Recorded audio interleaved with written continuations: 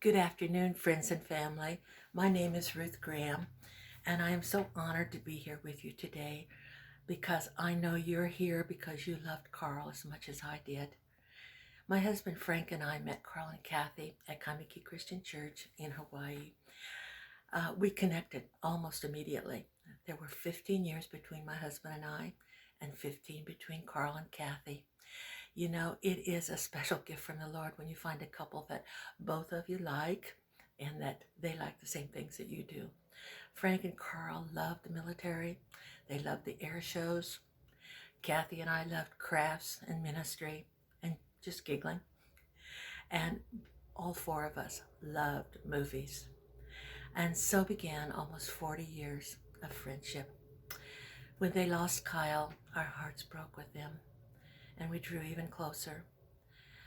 And then when we lost our Eric, they were there to grieve with us. And I don't think any of us thought that Kathy would graduate before her beloved Carl. Maria, I know that you know, being a children's pastor, that we children's pastors can't do anything without an object lesson.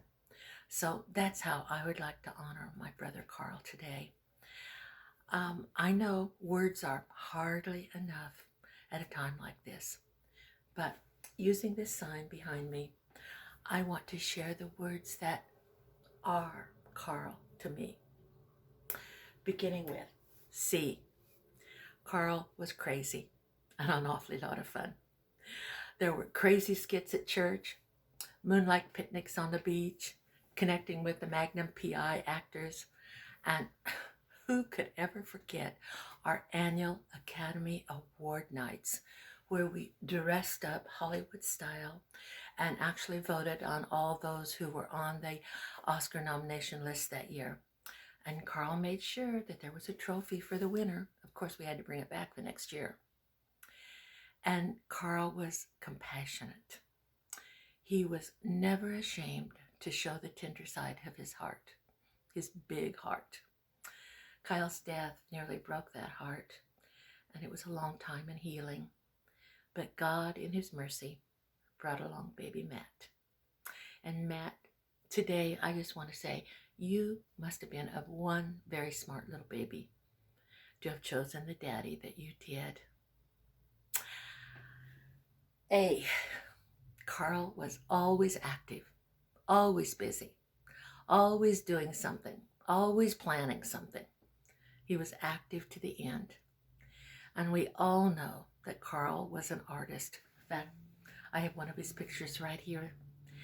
His mind's eye saw scenes that no one else saw, and his paintings were just brilliant with life. And if any of you walked into his home, you felt like you were walking into a South Seas art gallery. And then out the back door into another art gallery painted on the backyard fence. Just beautiful.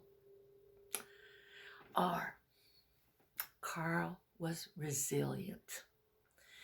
You know, making a living in expensive Hawaii is hard enough today, but it was really hard back then. And providing for a family wasn't easy. And I remember finances for the Schumachers got very tight. But Carl found ways, even if it meant spending weekend after weekend at the Aloha Stadium swap meet, selling music tapes and vinyl records.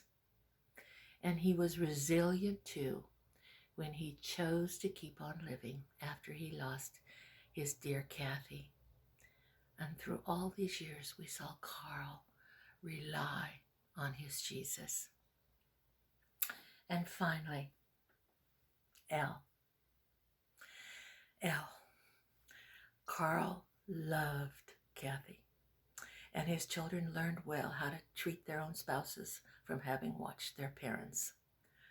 Maria once said to me, "My folks make marriage look so easy." Carl loved his family. He loved them, and he delighted in them, and he lived for them. Being an older father when Matt was born, I remember Carl saying many a time and kind of worrying that he would never live to see his son grow up.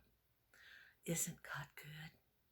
not only Matt, but Jen and the children, and Maria and Curtis and the boys and their wives.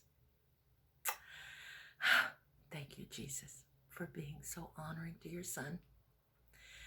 I end with perhaps the most important L there could be. Carl left a legacy, a beautiful, strong legacy for his children and for those precious grandchildren. It's a legacy of memories, a legacy of joy and wisdom, but most of all, a legacy of faith. Carl, well done, brother. Well done, faithful servant. Enter into the joys of your Lord. And I say goodbye until we see each other again.